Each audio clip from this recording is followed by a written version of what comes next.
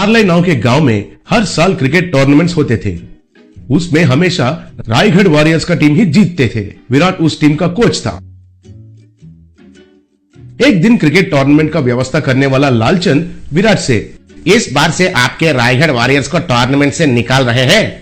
आप लोग ball tampering करके मैच जीत रहे हो कहकर हमें पता चल गया है, इसलिए आपको बैन कर रहे हैं। सर, आप ऐसे क्यों कर रहे हो मुझे मालूम है, ये आपका गांव है और आपको तो आपका नारलाई नेस्टी फिलोस टीम को जितवाना है और वो हमारे टीम होते हुए ये नहीं होगा कहकर आपको मालूम है, इसलिए हमको बाजू में हटा दे रहे हो। लेकिन आपको इतने स्पॉन्सर्स, इतने पैसे हमारे टीम के वजह से ही आ रहा है, ये आप मत भूलिए। अगर हम हमारे अपने रायगढ़ में खुद टूर्नामेंट लगाएंगे तो आपका बीपीएल में से कोई भी हिस्सा लेने के लिए भी नहीं सोचेगा, ये मत भूलिए। तुम ऐसा सोचोगे कहकर मुझे पहले से ही मालूम था, इसलिए मैंने पहले ही बीसीसीआई से ऑर्डर लेके आया। अब आपको प्रोफेशनली क्रिकेट खेलने का सवाल ही नहीं है। मतलब क्रिकेट बॉल को या टेनिस बॉल को इस्तेमाल करके प्रतियोगिता में हिस्सा लेने का इजाजत नहीं है और कौन सा भी प्रतियोगिता खुद लगाने का भी इजाजत नहीं है। आपको चाहिए तो फुटबॉल खेलिए। विराट को पांव के नीचे जमीन हिल गया जैसा लगा। तब विराट ने यह बात उसके टीम को बताया। वो लोग हैरान होकर सर पकड़ लिए।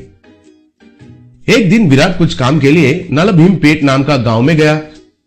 बस स्टैंड में रिक्शा के लिए इंतजार कर रहा था। तभी उसके सामने से एक जीप गया। उस जीप को पहिए के बदले परोटा लगा हुए थे। विराट उसे देखकर चौंक गया। रिक्शा नहीं मिलने के कारण विराट पैदल से जा रहा था। रास्ते में एक आदमी हथौड़े से बर्तन को ठीक कर रहा था। उस हथौड़ा को लोहे के बदले बड़ा सा मैसूर पाक लगा हुआ था। तब विराट को कुछ भी समझ में नहीं आया। फिर वो थोड़ा आगे जा रहा था। तब वहां एक झोंपड़ी के छत के बदले एक बड़ा सा प्लेन डोसा लगा हुआ था। दूसरा तरफ देखा तो एक रोड रोलर को बड़े बड़े से लड्डू लगे हुए थे। वो लड्डू रोड को अच्छे से दबा रहे थे। तब विराट पागल हो गया और सर पकड़कर बैठ गया। तभी एक आदमी उस तरफ जा रहा था तो उसे रोककर, विराट सुनिए जी, इस गांव में ये सब क्या चल रहा है? इस गांव में जहां भी देखा वहां सब खाने का चीज ही है सर। मुझे तो कुछ समझ में नहीं आ रहा है सर। अच्छा, वो हमारे गांव में नलभीम नाम का एक बावर्ची है। उसका एक होटल है। वो कई तरीके के खाने का चीज बनाता है। उसका हाथ से जो भी बनता है वो खाने का चीज कंक्रीट और लोहे से भी मजबूत रहता है। शुरुआत में हम लोग उसके पास कुछ भी नहीं खरीदते थे, लेकिन धीरे धीरे से उसका महानता हमको पता चला। उसका खाना बनाने का कला को कैसे इस्तेमाल करना है हमको पता चल गया। कम खर्चे में बहुत मजबूत चीज बनाकर देता है। हमारे गाँव के सब घर उसका बना हुआ कलाकंद से ही बने हैं, इसलिए हमारे गाँव को उसका नाम नलभीम कहकर रख दिया। कहकर चला गया। तब विराट को एक बहुत बढ़िया विचार आया। विराट तुरंत नलभीम होटल को गया। वहां लोग क्यू में खड़े होकर बड़े बड़े पराठा, मैसूर पाक, जैंगरी लेके जा रहे थे। तब विराट नलभीम के पास जाकर उसके साथ जो हुआ था उसके बारे में बताया। मुझे समझ में आया है सर, आपको क्रिकेट बॉल से भी कड़क बॉल चाहिए, वो स्विंग करना चाहिए, इन स्विंग भी और आउट स्विंग भी घूमना चाहिए, उतना ही है ना? उसके लिए मेरा पानी पूरी इज द बेस्ट सर। मैं आपको क्रिकेट बॉल के साइज में एक पानी पूरी बना कर देता हूँ, आप कुछ भी चिंता मत कीजिए।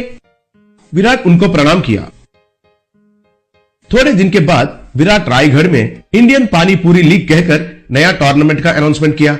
बहुत टीम उसमें उत्साह से भाग लिए और टूर्नामेंट शुरू हुआ। तब कमेंटेटर, दुनिया में पहली बार पानी पूरी से क्रिकेट खेलना और वो हमारे गांव में होना, मुझे बहुत खुशी हो रहा है। अभी खेल शुरू हुआ। बॉलर ने बॉल को पकड़कर उसके पैंट के ऊपर नीचे रगड़कर शाइनिंग किया।